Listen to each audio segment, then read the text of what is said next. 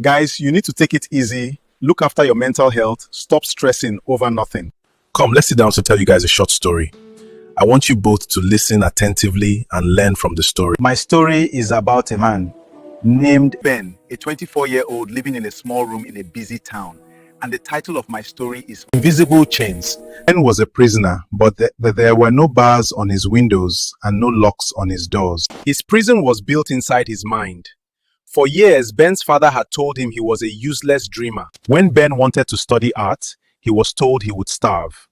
When he tried to start a small business, Ben was told he was too clumsy. Now, as an adult, those voices had become his own. Every morning, Ben would wake up and want to go out and look for work, but a voice in his head would scream, "Don't bother, you will fail anyway. Don't bother, you will fail anyway. Everyone is looking at you and laughing at your old shoes." On Tuesday afternoon, the mental bondage became too heavy to carry. Ben sat on the floor of his room, heat from the zinc roof pressing down on Ben. He felt like he was drowning in his own thoughts. He clutched his head and let out a loud, raw yell, "I want to be free!" His neighbor, an elderly retired teacher named Mr. Ade, heard him and knocked on the door. He found Ben trembling. "Son," Mr. Ade said, sitting on the edge of the bed. "Who are you fighting with? I see no one else in this room." "I am fighting with myself, Baba. I want to move, but my mind is holding my legs." Slave to every bad thing anyone has ever said about me. Mr. Ade looked Ben in the eye. "Ben, listen to me. Your mind is like a house. If you allow people to throw trash into your house every day and you never sweep it out, the house will become unlivable. You are yelling for freedom, but you are the one holding the key." He gave Ben some advice. 1.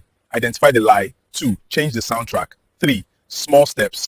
Ben realized that his bondage was actually a habit of fear. He began to sweep his mental house.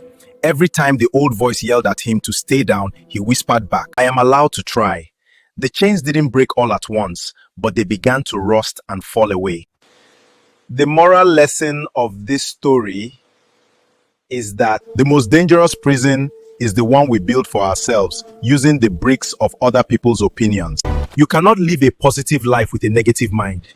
Freedom begins the moment you realize that you are not your thoughts, and you have the power to choose which voices you listen to.